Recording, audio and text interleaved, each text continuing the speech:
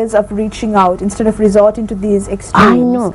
I think basically in a school also, I think Visakha said this, that your teacher should not be a counselor.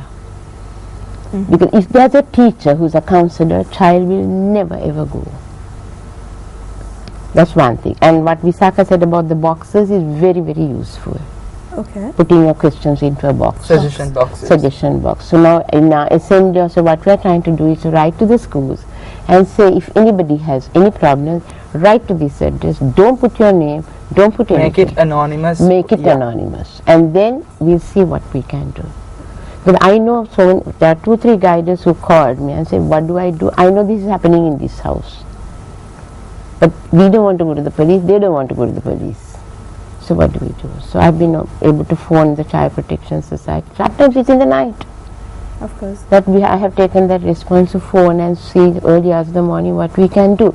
So I'm so glad that they have that trust in us, which we are trying to build up. At least phone the girl guides, and there it is. So maybe in the future we may have even a line for girl guides alone. Yes. Whom they can call the girl guides. If they are girl guide parents or if they are girl guide guiders who don't know what to do.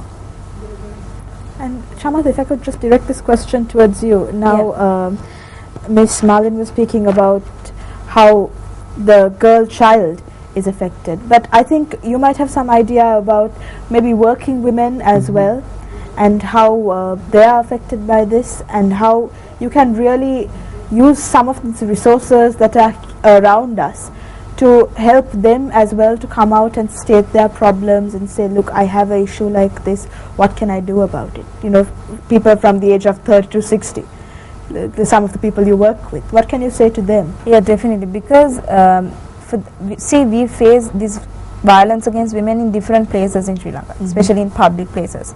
And when we use public transport, buses. Public places? Yes, bus halls, bus stops. And you know, you see that sometimes you find the hotline number on a bus saying if there's violence against women, call up that number. But then a man on the bus try to touch you or do whatever and try to abuse you.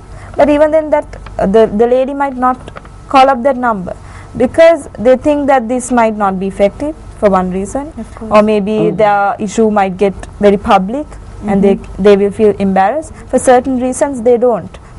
So I think the best is that we already have few hotline numbers where if anyone is facing any harassment or abuse, they could call up those numbers. And also if we take the workplace, if there are other women working there, they could, if they have friends there, they could speak up to those friends and see what they can do if a man tries to abuse her. How do we change the mindset of the woman who does not want to call that particular hotline? Because I think that's the important question that we need to change of attitude is very, very important. How do we do that? How do we reach that goal? This stigma, this whole cultural, traditional set of ideas that people think, okay, we should not, and that makes us very restricted because the women feel they don't actually have that freedom they're supposed to have, and they themselves make them restricted to a certain extent. Good Morning Sri Lanka has a lot of viewers, especially females. So I think what they would require right now is to where do they begin if they go through a situation like this? Where do you start? Yeah, definitely. To start off, don't think that you wouldn't have any support from the others, from the society. First of all, that because there are so many people out in the society like ourselves, Sri Lanka Girl Guides and other NGOs who are there for them, who will definitely speak out for them. I'm not speaking about all the NGOs, but there are lots of NGOs who are actually working towards this.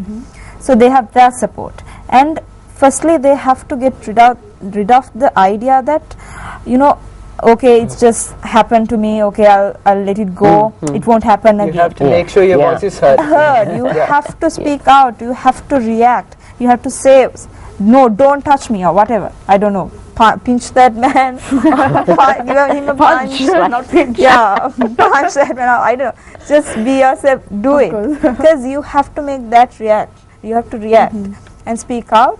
And depending on the situation, I don't say that you just go and hit that man, but it's very important you speak out. And not let it slide. Yes. Because that might happen to a small girl Yeah. on the bus. So that small girl could be protected if you make that decision. If you make the decision of saying no to that. And also if you're in an abusive relationship, like the video we showed before, I mean, all of these steps are there that should be taken, but people are just hesitant to take these steps because they are afraid of the social taboo. Yeah. And also I think it's our culture as well. Now when now we had this 100 million uprising where everybody was asked to come. How many came? How many women came? Of course. Right? And a lot of women who came, more on the TV came, they cover their faces with the placard because they don't want to be seen out. See, so with that type of thing, we can't go forward. They don't understand their potential, Yes. what they actually can do. Because I think women have so much of potential. Yes. Well, I think we have to wrap up now. We are running a short of time, but there is so much that can be said about this topic, and I think we have said a lot about this topic today on the show, which is very important. And it's very important to be aware that you have a voice and you can use your voice. It was thoroughly an educational show today. We learned so much, and thank you once again for making it. Good morning, Sri Lanka. Treasures were all ours.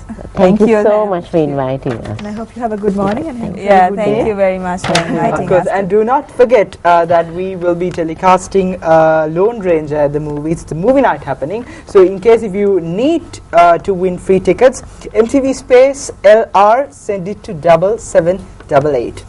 I'll let you know once again, it's MTV Space LR, send it to 7788 to win free tickets. What's wrong with you? And we have lots of tickets to give away, so please do send this text course. message and you have a good chance of winning. Just send this text message and you'll have a great chance of winning tickets to see The Lone Ranger, which is a great movie that's come out in Sri Lanka. And yes, of course, you write to us as well on MTV Sports at maharaja.lk to win free MTV merchandise. And like us on our Facebook page, www.facebook.com/Good Morning Sri Lanka. It's been a terrific day, Amaya. And thank you for hosting the show with me once again. I feel privileged. This pleasure is all mine, Baru. And see you tomorrow. Have a fantastic day ahead.